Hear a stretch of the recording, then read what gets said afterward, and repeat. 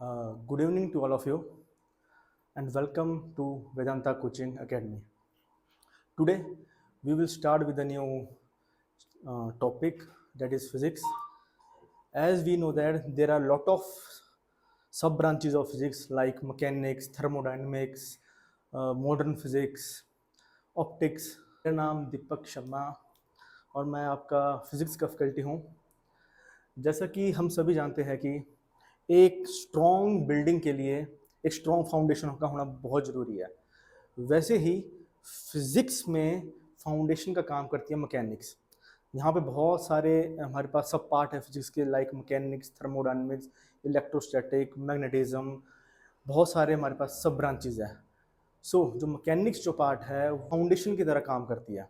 तो अगर हमारी मैकेनिक्स में कमांड अच्छी होगी तो with the help of those topic that will cover in mechanics, they will helpful in our future topic. Like जैसा हम पढ़ते हैं, मैं अगर आपसे बात करूं, हम मैकेनिक्स में ग्रेविटेशन के बारे में पढ़ते हैं। जो ग्रेविटेशन के जितने भी टॉपिक होंगे मैक्सिमम जैसे वो हमारे यूज़ इलेक्ट्रोस्टैट में होंगे। तो अगर हमने मैकेनिक्स में अच्छे तरीके से अब चीज़ पढ़ ली होगी तो उधर इलेक्ट्रोस्टैटिक चैप्टर में ये हमारे लिए बहुत ईजी होएगा पढ़ना।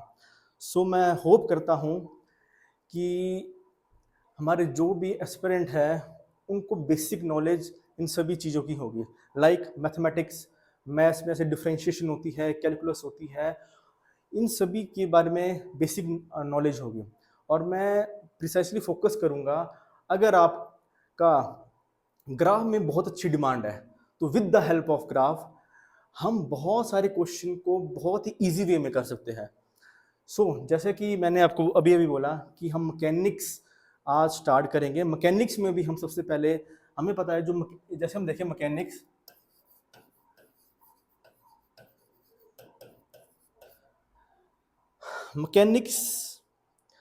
अब मैकेनिक्स भी 3 टाइप की मैकेनिक्स होती है। जैसे कि अब मैं सबसे पहले बात करूं रिजिड बॉडी मैकेनिक्स। सबसे पहले बात आती है रिजिड बॉडी मैकेनिक्स।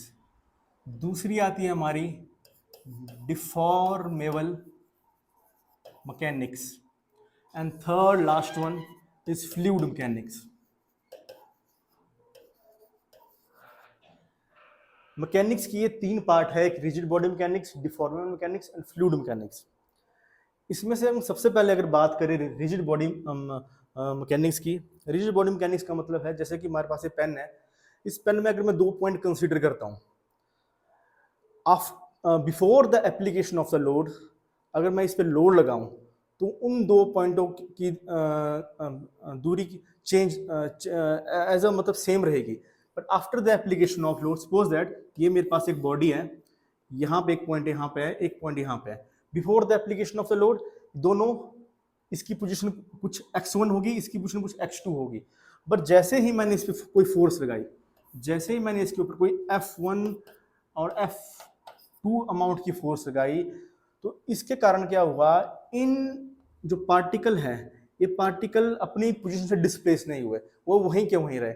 मतलब there is a no relative motion between these particle. तो इस तरह की मैकेनिक्स को हम रिजिड बॉडी मैकेनिक्स कहते हैं। और दूसरी होती है हमारी डिफॉर्मेबल मैकेनिक्स। डिफॉर्मेबल मैकेनिक्स का मतलब जिसमें कि after the application of the load जो 2 पॉइंट है वो उन दोनों पॉइंटों के बीच में रिलेटिव मोशन होना स्टार्ट करते हैं। मतलब एक दूसरे, जैसे मैंने कोई फोर्स लगाई यहाँ पे, ये पॉइंट यहाँ पे पहुंच गया, ये पॉइंट यहाँ पे पहुंच गया, मतलब बॉडी डिफॉर्म होगी। इस तरह की स्टडी हम डिफॉर्मेबल मैकेनिक्स में पढ़ते हैं। और लास्ट फ्लूइड मैकेनिक्स, जैसे अगर हम वही मैकेनिक्स हम अपने लॉ फ्लूइड पे लगा दें तो उसको फ्लूइड मैकेनिक्स बोलेंगे। तो हम सबसे पहले आज हम स्टार्ट करेंगे अपना, हम मैकेनिक्स में ही हम सबसे पहले आज स्टार्ट करेंगे। जैसे कि मैकेनिक्स में अगर हम बात करें, सबसे पहले हम बात करेंगे स्टैटिक की, दूसरा आता है हमारा काइनेमेटिक्स, तीसरा डायनामिक्स।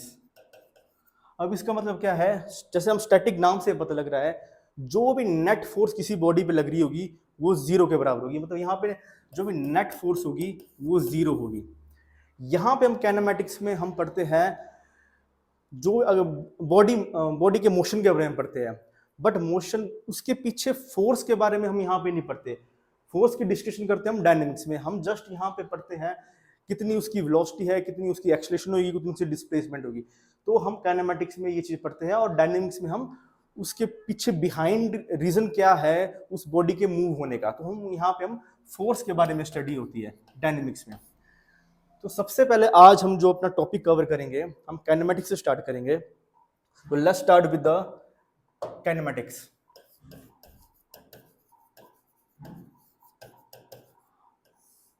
सबसे पहले काइनेमेटिक्स में बात आती है रेस्ट एंड मोशन। अगर हम रेस्ट की बात करें, रेस्ट और motion both are the related term. जैसे कि फॉर एग्जांपल मैं अभी इस रूम पे खड़ा हूं, मेरे लिए ये सामने वाला डेस्क रेस्ट पे है। क्यों? क्योंकि ये अपनी विद रिस्पेक्ट टू टाइम ये अपनी पोजीशन चेंज नहीं कर रहा है। वहीं अगर मैं किसी कार में हूं, मतलब किसी मूविंग फ्रेम ऑफ रेफरेंस में हूं, तो वही डेस्क मेरे लिए मूवेबल हो जाएगा। तो इसका मतलब है जो रेस्ट और मोशन है, रेस्ट और मोशन ये both are the relative term. Actually ये रेस्ट और मोशन डिपेंड करते हैं कि हम ऑब्जर्वर किस फ्रेम ऑफ रेफरेंस पे है। अगर ऑब्जर्वर फ्रेम ऑफ दो टाइप के होते हैं, एक होते हैं हमारे पास इनिशियल फ्रेम ऑफ रेफरेंस और दूसरा होता है हमारे पास non inertial frame of reference. Inertial frame of reference वो फ्रेम ऑफ रेफरेंस होती है जिसमें एक्सेलरेशन इक्वल टू 0 होती है, और non inertial frame of reference जिसमें एक्सेलरेशन नॉट इक्वल टू 0 होती है। जैसे कि मैं एक और एग्जांपल दूंगा आपको। जैसे कि स्टेशन पे अगर कोई आदमी किसी बेंच पे बैठा हुआ है, अगर वो सामने अगर एक ट्रेन को देखे, रुकी हुई ट्रेन को देखे, तो उसके लिए रेस्ट पे है। अगर वही आदमी अगर किसी मूविंग ट्रेन पे बैठ जाए और बाहर अगर उस आदमी को देखे, तो वही आदमी उसके लिए एक मोशन में आ जाएगा। तो एक्चुअली डिपेंड करती है कि हम किस फ्रेम ऑफ रेफरेंस से ऑब्जेक्ट को देख रहे हैं। तो रेस्ट और motion means they are both are relative term. It will depend upon the observer कि ऑब्जर्वर किस फ्रेम ऑफ रेफरेंस से चीजों को ऑब्जर्व कर रहा है। अगर पोजीशन चेंज होती है विद रिस्पेक्ट टू टाइम और विद रिस्पेक्ट टू ऑब्जर्वर, तो उसको हम मोशन बोल देंगे। अगर पोजीशन चेंज नहीं हो रही विद रिस्पेक्ट टू टाइम और विद रिस्पेक्ट टू ऑब्जर्वर, तो वो चीज हमारे पास रेस्ट में आ जाएगी। नेक्स्ट, अब हम बात करेंगे डिस्टेंस के बारे में।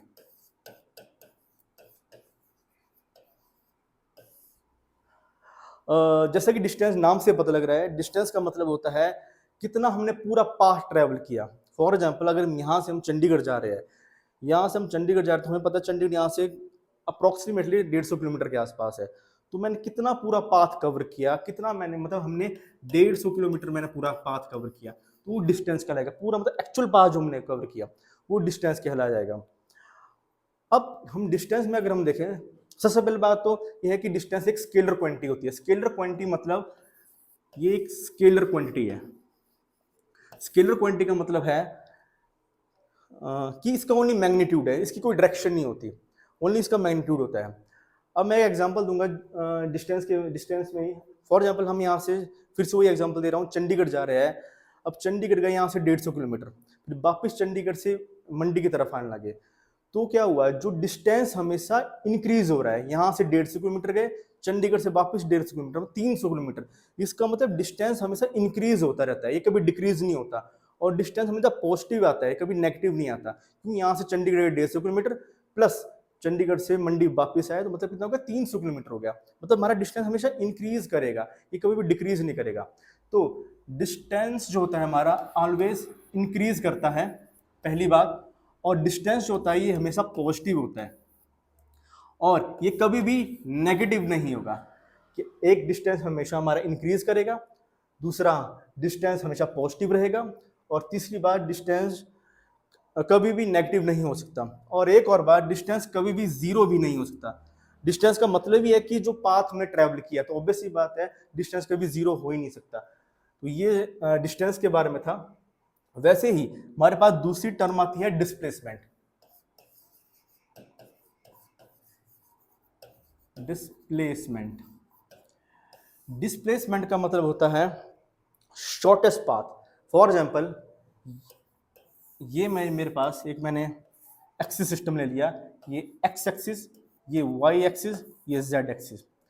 मान लो एक पार्टिकल है यहाँ पे है और इस मूव किया यहाँ से ऐसे ऐसे बोलता है यहाँ से यहाँ तक गया, तो इसको मूव करने के लिए नंबर ऑफ पाथ है। ये यहाँ से यहाँ भी जा सकता है, ये यहाँ से यहाँ भी आ सकता है, और ये सीधा यहाँ से यहाँ भी आ सकता है। तो यहाँ पे डिफरेंट डिफरेंट पाथ है इस पार्टिकल को मूव करने के लिए। मानो ये ए पार्टिकल है और ये पार्टिकल ए मूव किया, तो इसके बाद डिफरेंट डिफरेंट पार्टिकल, ये पाथ 1 हो गया, ये पाथ 2 हो गया, ये पाथ 3 हो गया। तो यहाँ पे डिफरेंट डिफरेंट हमारे पास पाथ है। जो शॉर्टेस्ट पाथ है वही डिस्प्लेसमेंट होता है। जो शॉर्टेस्ट पाथ हो गया,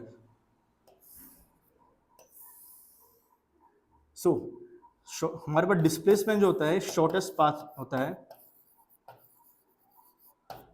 इसको हम लिखते हैं R final position vector minus are initial vector.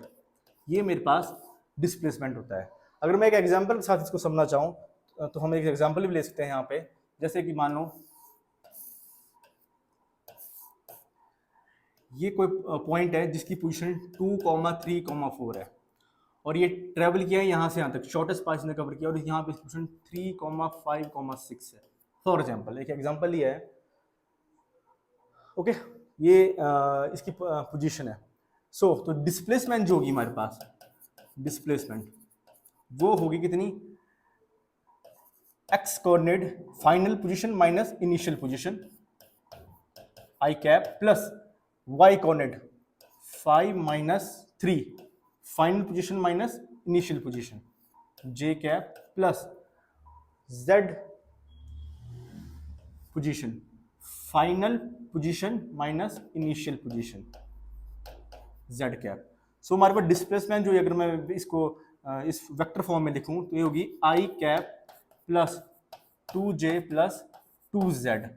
ये मेरे पास डिस्प्लेसमेंट होगी, ये मेरे पास डिस्प्लेसमेंट होगी। मतलब मैंने क्या किया, इन दोनों पॉइंट को कनेक्ट किया, जो शॉर्टेस्ट पाथ हुआ, ये मेरा वेक्टर, ये और ये फाइनल वेक्टर आर फाइनल, ये मेरा आर इनिशियल वेक्टर। सो जो मेरा ये वाला बचा, ये मेरा R final vector position vector minus are initial vector, ये आ गया। ये आर, ये वाला जो ना, ये वाला डिस्टेंस, ये और ये वाला डिस्टेंस, ये मेरे पास डिस्प्लेसमेंट होगी, r final vector minus are initial vector. So मेरे पास डिस्प्लेसमेंट होगी। अगर इसको मैं मैग्नीट्यूड फॉर्म में लिखूं तो मैग्नीट्यूड फॉर्म में आएगा 1 का स्क्वायर प्लस 2 का स्क्वायर प्लस 2 का स्क्वायर। ये हो जाएगा हमारे पास 1 + 4 + 4 मतलब √9। मतलब डिस्प्लेसमेंट आ गई हमारे पास इक्वल टू 3 मीटर के पास। इस तरह से हम डिस्प्लेसमेंट को समझ सकते हैं। अब बात आती है डिस्प्लेसमेंट में ही, जैसे हमने डिस्टेंस में पढ़ा कि डिस्टेंस एक स्केलर क्वांटिटी होती है, तो जो डिस्प्लेसमेंट है हमारी वेक्टर क्वांटिटी होती है। ये वेक्टर क्वांटिटी है। वेक्टर क्वांटिटी का मतलब जिसकी मैग्नीट्यूड तो हो ही हो पर साथ में इसकी डायरेक्शन भी हो, तो हमारे पास वेक्टर क्वांटिटी कहलाती है। जैसे कि अभी हमने डिस्टेंस में पढ़ा कि यहाँ से हम चंडीगढ़ तक गए, ओके, फिर चंडीगढ़ से वापस मंडी आए, तो मतलब क्या हुआ, यहाँ मान लो यहाँ पे मंडी है, मंडी से हम चंडीगढ़ गए, ओके, चंडीगढ़ गए, तो हमने डिस्टेंस, जब हम डिस्टेंस के बारे में पढ़ते होने होता कि ये मानो 150 किलोमीटर कवर कर रहा है, ओके।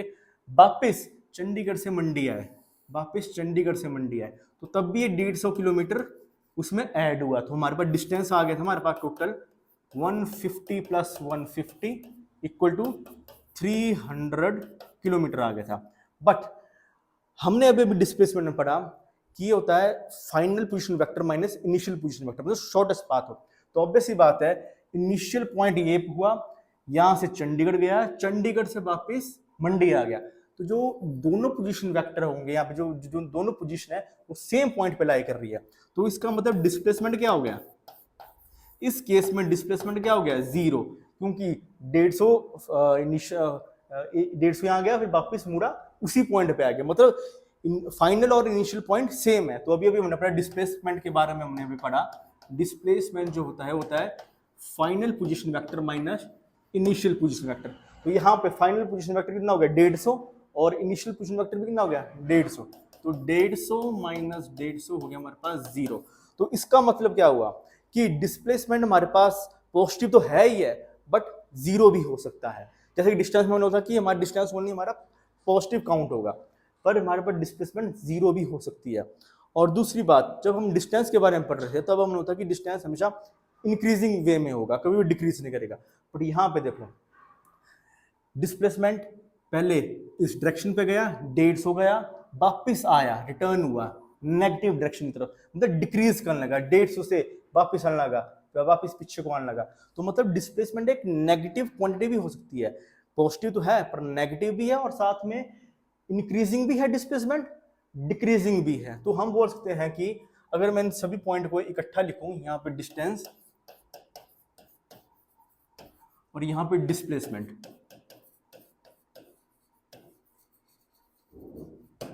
तो डिस्टेंस में अगर मैं बात करूंगा, ये हमेशा पॉजिटिव होता है, ये कभी भी नेगेटिव नहीं होगी, ना ही ये जीरो होगी, ना ही ये नेगेटिव होगी।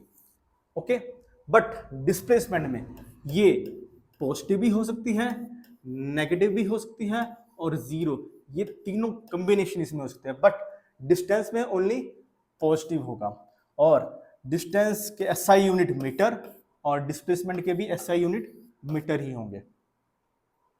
अगर यहां तक बात आपको समझ आ गई है, तो इसके बाद हम जो अगला एक थोड़े बहुत क्वेश्चंस देखेंगे, उस क्वेश्चन से हेल्प से हम देखेंगे कि कौन सा हम ग्राफ, मेनली ग्राफ के थ्रू हम देखेंगे कि कौन सा ग्राफ सही है और कौन सा गलत। फॉर एग्जांपल मैं अभी 2-3 ग्राफ यहां ड्रॉ करता हूं, ये एक्स टी और ये एक्स यहां पे डिस्टेंस है, और ये यहां पे मान लो ये एक्स ही है, पर ये डिस्प्लेसमेंट के टर्म है, डिस्प्लेसमेंट टी, और ये भी कुछ इस तरह से ही है, और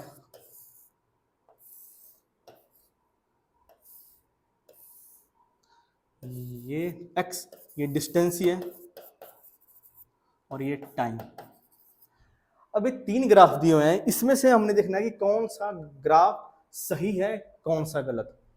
अगर मैं यहां पे देखूं, अगर मैं पहला ग्राफ देखता हूं, तो अभी अभी हमने पढ़ा कि डिस्टेंस हमेशा पॉजिटिव होगा और इंक्रीजिंग होगा। बट यहाँ पे क्या दिया हुआ है, यहाँ पे तो स्टार्टिंग में इंक्रीज कर रहा है डिस्टेंस, फॉर एग्जांपल मंडी से हम चंडीगढ़ की तरफ जा रहे हैं तो इंक्रीज कर रहा है, बट इस ग्राफ में क्या शो हो रहा है, डिक्रीज भी कर रहा है। तो अभी अभी मैंने पढ़ा कि डिस्टेंस कभी भी डिक्रीजिंग कर्व नहीं हो सकता, ओनली इंक्रीजिंग कर्व होता है। तो ये कर्व रॉन्ग है और डिस्टेंस और टाइम के प्रोस्पेक्टिव से। वहीं अगर हम डिस्प्लेसमेंट में देखें, डिस्प्लेसमेंट में अभी अभी मैंने देखा था कि हमारा जो डिस्प्लेसमेंट होता है वो पॉजिटिव भी हो सकता है, नेगेटिव भी हो सकता है, जीरो भी हो सकता है, इंक्रीज भी कर सकता है और डिक्रीज भी कर सकता है। तो देखो ये इंक्रीज भी कर रहा है और ये डिक्रीज भी कर रहा है, मतलब ये ग्राफ ओके है। ओके, नाउ नेक्स्ट ग्राफ देखते हैं। अगर हम इस ग्राफ के बारे में देखें तो हमें यहां से क्या दिख रहा है, यहां से पार्टिकल स्टार्ट हुआ, ऐसे मूव किया, मतलब इंक्रीज होने लगा, डिस्टेंस मेरा इंक्रीज करने लगा, डिस्टेंस इंक्रीज करना, उसके बाद क्या हुआ, कोई कुछ टाइम के बाद, मान लो t1 टाइम है, t1 से लेके t2 तक कोई भी डिस्टेंस के कोऑर्डिनेट में कोई भी चेंज नहीं हुआ। मतलब क्या, इसका मतलब क्या है कि यहां से यहां तक तो मैं डिस्टेंस, पार्टिकल ने डिस्टेंस ट्रेवल किया है, बट जैसे यहां पे आया t1 टाइम पे आया, यहां से t1 से लेके t2 तक पार्टिकल रेस्ट पे आ गया, इसका मतलब यहाँ पे वेलोसिटी जीरो हो गई होगी, और ये इस टाइम पार्टिकल मेरा रेस्ट पे आ गया, रुक गया होगा। मतलब यहाँ से मंडी से चले चंडीगढ़ पे रुक गया है, फिर कुछ टाइम के लिए रुक गया है, फिर अभी मूव नहीं कर रहा है, तो मतलब ये भी करेक्ट है। डिस्टेंस यहीं तक हुआ, उसका जो मेरी पार्टिकल है वो रुका हुआ है, ये शो कर रहा है, तो मतलब वेलोसिटी जीरो है। तो इसका मतलब क्योंकि xt का जो स्लोप होती है वो हमें वेलोसिटी बताती है, तो यहाँ पे जो वेलोसिटी है जीरो है। वेलोसिटी जीरो का मतलब कि अभी बॉडी हमारी रुकी हुई है।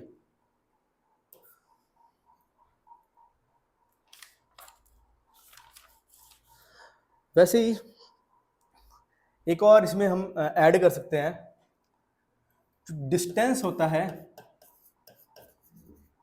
ये हमेशा ग्रेटर देन और इक्वल टू डिस्प्लेसमेंट होता है, ये हमेशा इससे बड़ा होता है। अब कैसे? एक तो हमने बात करी थी अभी एग्जांपल कि यहाँ से हम चंडीगढ़ जा रहे हैं, तो यहाँ से हम पहले गए चंडीगढ़ 150 किलोमीटर, फिर वापिस आए 150 किलोमीटर यहाँ पे, मतलब हमने डिस्टेंस कवर कर दिया 300 किलोमीटर का, एक एग्जांपल। दूसरा डिस्प्लेसमेंट क्या हो गया यहाँ पे? जीरो, क्योंकि जहां से चले थे वहीं पे आ गए, तो मतलब छोटा। तो पहली कंडीशन तो ट्रू होगी कि डिस्टेंस ग्रेटर देन है डिस्प्लेसमेंट से। अब दूसरा इक्वल टू, इक्वल टू का मतलब है अगर हम यहां से चले फॉर एग्जाम्पल सुंदरनगर को, तो जब हम मंडी से सुंदरनगर की तरफ चले और हम अपनी डायरेक्शन, जो वेलोसिटी की डायरेक्शन, वो चेंज नहीं कर रहे हैं, एक ही डायरेक्शन में चले हैं, जैसे कि यहां से चले हम, यहां से यहां तक चले, मतलब एक ही डायरेक्शन में मूव कर रहे हैं, वेलोसिटी की डायरेक्शन चेंज नहीं हो रही, तो डिस्टेंस भी यहां से यहां तक मान लो 21 किलोमीटर हुआ। अब बॉडी रिटर्न नहीं हुई, वेलोसिटी यहां से बॉडी ऐसे रिटर्न नहीं हो रही, अब ये बॉडी यहीं पे रह रही है, यहां से मूव कर रही है बॉडी और यहीं पे रह रही है। तो इसका मतलब क्या होगा, इस केस में जब वेलोसिटी अपनी डायरेक्शन चेंज नहीं करती, उस केस में मेरे पास डिस्टेंस और डिस्प्लेसमेंट इक्वल हो जाता है। तो मान लो यहाँ मंडी से सुंदरनगर की तरफ चले, तो लॉन्गेस्ट पाथ भी कितना 21 किलोमीटर का हो गया, और डिस्प्लेसमेंट भी, डिस्प्लेसमेंट क्या होता है, final position minus initial position, तो वो भी कितनी की होगी, वो भी मेरे पास 21 किलोमीटर की होगी। तो मतलब यहाँ पे 21 किलोमीटर इक्वल टू 21 किलोमीटर हो गया। तो इसका मतलब डिस्टेंस और डिस्प्लेसमेंट दोनों ये रिलेशन है कि distance greater than equal to displacement के हो सकता है। वैसे ही अगर हम नेक्स्ट मूव करें, एक और ग्राफ देखते हैं, जैसे कि ये मेरे पास डिस्टेंस है, ओके, ये टाइम है, तब आप खुद बताना कि ये करेक्ट ग्राफ है कि रॉन्ग। एक पहला ग्राफ है, दूसरा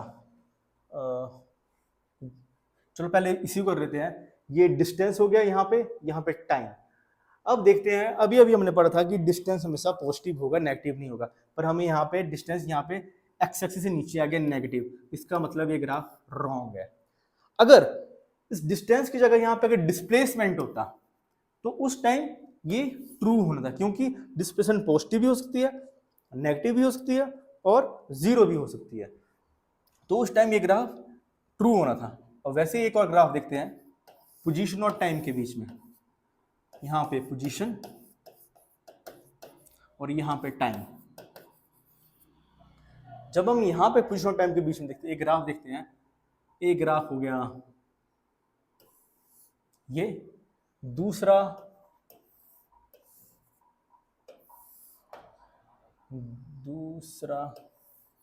ये। अब इनमें से बताना है कौन सा पोजीशन टाइम का ग्राफ ट्रू है, ये वाला, ये वाला, यहाँ पे भी टाइम और यहाँ पे पोजीशन। अगर हम इस पहले ग्राफ को देखें, अब हम किसी टी टाइम पे देख रहे हैं, t1 टाइम पे, t1 टाइम पे देखें, एक पोजीशन यहाँ पे होगी और दूसरी पोजीशन t1 टाइम पे यहाँ पे होगी। क्या ऐसा पॉसिबल है कि एक टाइम पे कोई बॉडी दो जगह हो सकती है? नहीं हो सकती। एक टाइम पे बॉडी एक जगह रहेगी, मान लो t1 टाइम है, उस t1 टाइम पे या वो बॉडी पार्टिकल हो बॉडी, या वो x1 पोजीशन पे होगा या फिर x2 पोजीशन पे होगा। साइमल्टेनियसली t1 पे कोई भी पार्टिकल x1 और x2 पोजीशन पे नहीं हो सकता, तो ये ग्राफ भी रॉन्ग है। वैसे ही यहां अगर हम देखें किसी t1 टाइम पे, किसी t1 टाइम पे अगर हम ये पोजीशन देखें यहाँ पे x1, तो यहाँ पे किसी एक t1 टाइम पे हमारे पास ओनली एक ही पोजीशन आ रही है, तो ये ट्रू है। अगर इतना हमें पता लग गया है, उसके बाद हम मूव करेंगे average speed, average velocity, instantaneous speed, instantaneous velocity.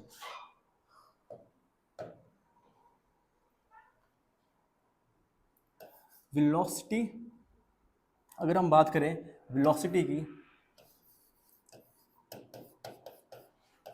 अगर हम वेलोसिटी की बात करें तो वेलोसिटी दो टाइप की हो सकती है। एक एवरेज वेलोसिटी, दूसरी इंस्टेंटेनियस वेलोसिटी। अब सबसे पहले बात आती है कि वेलोसिटी, ये तो ठीक है कि दो टाइप की वेलोसिटी है, एक एवरेज वेलोसिटी, एक इंस्टेंटेनियस वेलोसिटी। सबसे पहले बात आती है कि वेलोसिटी क्या चीज है। वेलोसिटी वेलोसिटी जो होती है rate of change of displacement, किस रेट से हमारी डिस्प्लेसमेंट चेंज कर रही है। अगर अगर हम देखिए ग्राफ के थ्रू इसको अगर समझने की कोशिश करें, फॉर एग्जांपल ये मेरे पास एक्स टी ग्राफ है, ये एक्स टी ग्राफ है। अगर हम इस एक्स टी ग्राफ में देखें,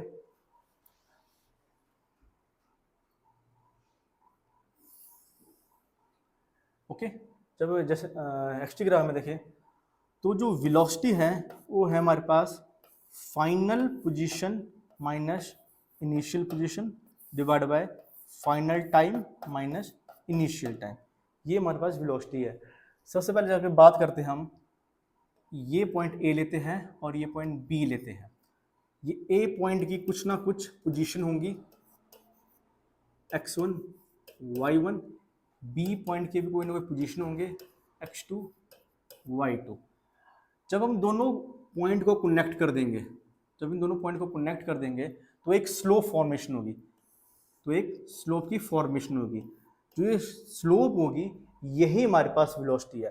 किसी भी एक्स टी टाइम ग्राफ की जो स्लोप होती है वो हमें वेलोसिटी प्रोवाइड कर देती है। अगर हम इस तरह से देखें, अगर इसी कर्व को, अगर ये दोनों पॉइंट में बहुत बहुत बहुत नजदीक ले आऊं, मतलब यहाँ जैसे फॉर एग्जांपल इन्हीं दो पॉइंट को अगर मैं बहुत बहुत नजदीक ले आऊं टी टाइम, तो यहाँ पे अगर मैं जो टेंजेंट ड्रॉ करूं, जो टेंजेंट ड्रॉ होगा, तो टेंजेंट की जो स्लोप होगी v, वो मेरे पास इंस्टेंटेनियस वेलोसिटी होगी, मतलब एक छोटे से अमाउंट के लिए dx बाय dt। सो ये होगी हमारे पास इंस्टेंटेनियस वेलोसिटी और ये होगी हमारे पास एवरेज वेलोसिटी। कोई भी xt ग्राफ का जो स्लोप होती है वो वेलोसिटी, वो हमें वेलोसिटी प्रोवाइड करती है। अगर दो पॉइंट के बीच में अगर हम स्लोप देखें वो हमें एवरेज वेलोसिटी बता देगी। अगर हम किसी एक पर्टिकुलर पॉइंट की बात करें, फॉर एग्जांपल यहाँ से हम फिर से चंडीगढ़ जा रहे हैं, चंडीगढ़ जाने के लिए कम से कम हमें कभी हमारी स्पीड कभी हमारी वेलोसिटी 80 किलोमीटर पर आवर की होगी, कभी हमारी 50 की होगी, कभी 60 की होगी, मतलब वेरी करती रहेगी टाइम टू टाइम। बट वही अगर मैं बात करूं कि यहाँ जब कीर्तपुर में जो हमारे पास जो ब्रिज आता है, उस ब्रिज पे उस पर्टिकुलर टाइम पे आपकी कितनी वेलोसिटी थी, तो हो जाएगी मेरे पास इंस्टेंटेनियस वेलोसिटी। मतलब उस पर्टिकुलर टाइम की बात जब होगी तो उसको हम इंस्टेंटेनियस वेलोसिटी बोल देंगे। अब इसी पे हम थोड़ा सा आगे और डिस्कस करते हैं। जो वेलोसिटी होती है, जो वेलोसिटी होती है इसके एसआई यूनिट होते हैं मीटर पर सेकेंड, मीटर पर सेकेंड। इसके एसआई यूनिट होते हैं मीटर पर सेकेंड। अब सबसे पहले बात अगर वेलोसिटी में करूं, जैसा कि अभी अभी हमने बात की थी, एक एग्जांपल लेते हैं इसको समझने के लिए। For example x is equal to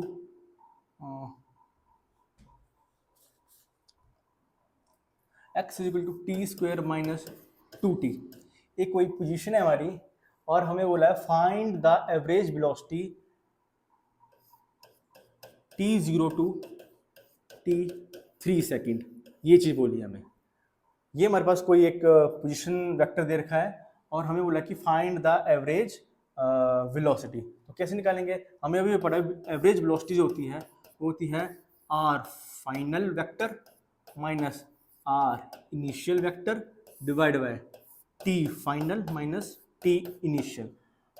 अगर अब देखो r फाइनल का मतलब क्या है, r फाइनल का मतलब है कि जब ये वाली क्वांटिटी में अगर मैं t3 पे बात कर रहा हूं, मतलब t3 पे मतलब कि 3 का स्क्वायर माइनस 2 इंटू 3, ये हो गया मेरे पास r फाइनल वेक्टर।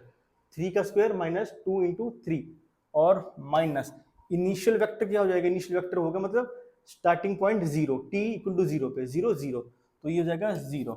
और फाइनल टाइम कितना है हमारे पास 3 और इनिशियल टाइम कितना है हमारे पास 0। तो यहाँ से हमारे पास एवरेज वेलोसिटी आएगी कितनी, 9 - 6/3, तो ये हो जाएगा हमारे पास 3/3। इसका मतलब 1 मीटर पर सेकंड। ये मेरे पास क्या आ गई, ये मेरे पास एक एवरेज वेलोसिटी आ गई। अगर इसी क्वेश्चन को अगर मैं देखूं, अगर इंस्टेंटेनियस वेलोसिटी बोला होगा, इसी क्वेश्चन में अगर मेरे को बोला होगा इंस्टेंटेनियस वेलोसिटी निकालने के लिए किस पॉइंट पे, एट 3 = t पे, अब बोला होगा find instantaneous velocity at t = 3, मतलब कि एक पर्टिकुलर पॉइंट के ऊपर बोल रहे हैं कि हमें यहाँ पे वेलोसिटी निकालनी है। तो v क्या हो जाएगा, सिंपल dx/dt, मतलब हम इसकी सिंपल डिफरेंशिएशन करनी है। तो कितना होगा 2t - 2, तो किस टाइम पे बोला हुआ है, एट t = 3 पे बोला हुआ है। तो 2 × 3 - 2 6, ये हो गया हमारे पास 6 - 2 मतलब 4 मीटर पर सेकंड। ये मेरे पास इंस्टेंटेनियस वेलोसिटी होगी एट 3 = t सेकंड पे। तो ये हो गया हमारे पास एवरेज वेलोसिटी और इंस्टेंटेनियस वेलोसिटी के थोड़े क्वेश्चन। जैसा कि अभी हमने थोड़ी देर पहले पढ़ा हुआ था कि डिस्टेंस जो होता है, डिस्टेंस बड़ा होता है ग्रेटर इक्वल टू डिस्प्लेसमेंट के, ये चीज़ अभी हमने पढ़ी हुई थी। उसी तरह हमारे पास एवरेज स्पीड ये बड़ी और इक्वल टू होती है एवरेज वेलोसिटी के। क्यों, क्योंकि अभी एवरेज स्पीड की अगर मैं बात करूं, एवरेज स्पीड का मतलब होता है, जैसे अभी हमने एवरेज वेलोसिटी की बात की, क्या की हमने बोला टोटल डिस्प्लेसमेंट अपॉन टाइम। वैसे ही एवरेज स्पीड क्या हो जाएगा, total distance upon time. Okay, अब देखो एवरेज स्पीड का मतलब है total distance upon time, average velocity का मतलब है टोटल डिस्प्लेसमेंट ऑफ टाइम। हमें पता है डिस्टेंस जो होता है हमेशा बड़ा और इक्वल टू होता है डिस्प्लेसमेंट के। तो अगर एवरेज स्पीड हमारी टोटल डिस्टेंस अपॉन टाइम है, तो इसका मतलब ये भी बड़ी और इक्वल टू होगी एवरेज वेलोसिटी से। यहीं से प्रूफ हो रहा है। ओके, अब सबसे पहले हम अब आगे मूव होने से पहले थोड़े बहुत ग्राफ के बारे में जान लेते हैं, क्योंकि ये ग्राफ बहुत ज़्यादा हेल्प करेंगे आगे की डिस्कशन के लिए। फॉर एग्जांपल अभी अभी हमने बोला जो XT ग्राफ होता है, XT ग्राफ मतलब पोजीशन और टाइम का ग्राफ। इस पोजीशन XT ग्राफ की जो स्लोप होती है, फॉर एग्जांपल मैंने किसी पॉइंट पे स्लोप निकालनी है, ये मेरे पास वेलोसिटी होती है। XT ग्राफ की स्लोप वेलोसिटी होती है, वैसे ही वेलोसिटी और टाइम का ग्राफ जो स्लोप होती है वो मेरे पास एक्सेलरेशन होती है। XT ग्राफ की स्लोप वेलोसिटी, VT ग्राफ की स्लोप एक्सेलरेशन। वहीं अगर मैं बात करूं VT ग्राफ का, अगर मैं एरिया फाइंड आउट करूं, VT ग्राफ का अगर मैं एरिया देखूं, तो VT ग्राफ का एरिया मेरे को क्या प्रोवाइड करेगा, VT ग्राफ का एरिया मेरे को प्रोवाइड करा देगा पोजीशन। अब हम इसको देखेंगे आगे कैसे प्रोवाइड करेगा, ये पोजीशन प्रोवाइड करा देगा। वैसे ही अगर मैं बात करूं एक्सेलरेशन और टाइम की, ये एक्सेलरेशन ये टाइम, इस एक्सेलरेशन टाइम का जो एरिया होगा इस कर्व का, इसका जो एरिया होगा ये हमें प्रोवाइड करा देगा चेंज इन वेलोसिटी। ये हमें चेंज इन वेलोसिटी बता देगा। XT ग्राफ की स्लोप वेलोसिटी बताती है, वेलोसिटी टाइम की स्लोप एक्सेलरेशन बताती है, AT ग्राफ का एरिया चेंज इन वेलोसिटी बताता है, VT ग्राफ का एरिया पोजीशन के बारे में हमें बता देता है।